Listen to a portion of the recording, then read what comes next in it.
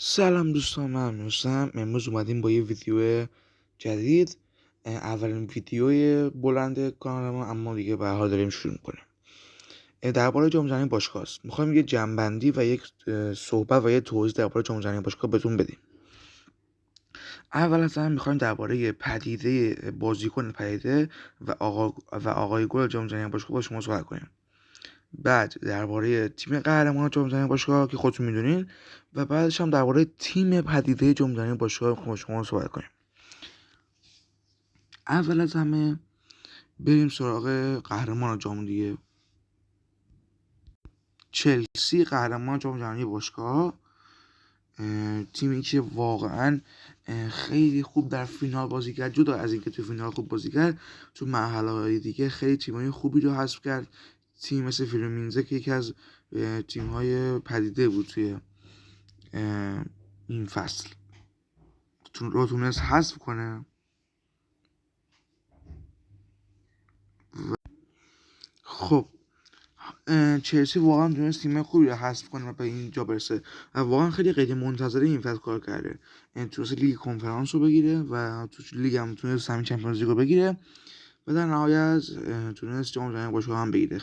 خیلی چراغ خاموش بازی کرده چلسی این فصل. خب این درباره قهرمان. خودتون هم میدونستید که قهرمان شده و تو بازی فینال که بهترین بازی عمرش رو داد چلسی و کل پارمری که کاملا چلسی رو پارلمان در هم کوبید. حالا بریم درباره بازیکن پدیده در جام جهانی باشگاه صحبت کنیم و هم بازیکن پدیده و آقای گل جام جهانی باشگاه، گونزالو گارسیا. بله، این بازیکن تا حالا تو ترکیب فیکس رئال بازی نکرده. ترکیب اصلی رئال مادرید ای به قول چیز، و تونست تو اولین بازیاش برای تیمش گلزنی کنه و نشون داد که تو مثل خیلی از بازیکنان که جوونن، حتی از اون جوونتر یا حتی از اون یکم بزرگتر، که همیشه خودشون میبازن تو این سن کم تو رقابت‌های بزرگ جام جهانی باشگاه و نمیتونن عملکرد خوبی داشته باشن، ولی اون برعکسشون بود. او با اعتماد به نفس اومد و تونست آقای گل رو خیلی خوب برای ژابی آلونسو کار کرد و حتی من میگم توی فصل توی لیگ هم بعد خیلی بهش بازی برسه و خیلی اون واقعا میشه گفت لقب بازیکن پدیده لیاقتشو داره، چون که با اعتماد به نفس بازی کرد و برای تیمش جنگید. و جدا از اینکه امباپه و وینیسیوس خیلی اسم بزرگ در کردن، هم اون تونست آقای گل این رقابت‌ها باشه. رقابت‌هایی که هر 4 سال تکرار میشه، او فعلا برای 4 سال آقای گل این رقابت‌ها خواهد بود. و واقعا درباره این موضوع صحبت کنیم، اینکه زیر دست آنجلوتی کاملا حیف شد که بهش بازی نرسید و از این حرفا. اما ژابی آلونسو با برنامه که داره قطعا میتونه به بازی بده و او رو که از بهترین های رئال مادرید در این فصل بکنه.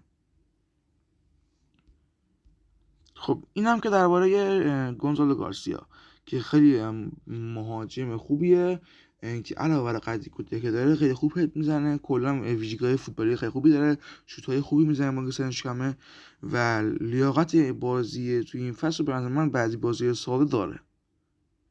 خب بریم درباره بحث آخرمون که درباره تیم پدیده همین جام جهانی باشگاه‌هاست، فلومینزه. خب من نتونستم همه این تیم‌های برزیل رو بیارم براتون، وگرنه فلومینزه، فلامینگو، بوتافوگو، دیگه پالمیراس و غیره همه اینا پدیده بودن. اما من فقط اینو بهتون بگم، تیم پدیده به نظر من فلومینزه بود. چرا؟ اولا که خیلی تا یه مرحله خیلی زیادی اومد بالا، یعنی بیشترین تیمی بود که تا یه مرحله اومد بالا، و اینکه کاپیتانیش هم با تییاگو سیلوا یکی از بهترین دفاع‌های زمانه بود، در زمان که قدیم بود. و جدا از این تیمی بود که بازیش به چشم میخورد و کاملا در تونست تیمای خوبی رو حذف کنه. و چلسی هم که به حال دویچ و تیمی بود که فقط از برنده جام جهانی باشگاه حذف شد. این دلایلی بود که من اون آوردم، ولی واقعا تیمی که با کاپیتانی تییاگو سیلوا شکل بیشتری گرفت و تو این تا نشون داد که تیم خوبیه و این فصل میتونه لیگ برزیل رو برای خودش کنه و واقعا خوب بود. البته تیم‌های دیگه مثل پالمیراس خیلی خوب بازی کردن و صدشون رفتن بالا. بوتافوگو خیلی خوب بود. بعد دیگه پالمیراس، فلامینگو خیلی خوب بود و غیره و غیره.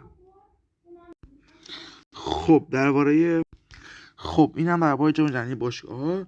خیلی جام جهانی باحالی بود. امیدوارم که 4 سال دیگه باشیم تا ببینیمش، اما فعلا به فصل جدید شروع شده دیگه. جام جهانی باشگاه یکی از بهترین ها بود به نظر من این فصل، اما اگه تو زمین آمریکا و تو اون چمن‌های افتضاح و شاید در مردمی که یه وقت فوتبال ما رو نمی‌شناسن بازی نمی‌کرد، جام جهانی باشگاه‌ها بهتر بود. به هر حال تا ویدیو بعدی خدافظ و لایک و سابسکرایب یادتون نره. مثل که من حمایت می‌کنیم و دوست دارم خیلی زود به 10 تایی شدن برسیم.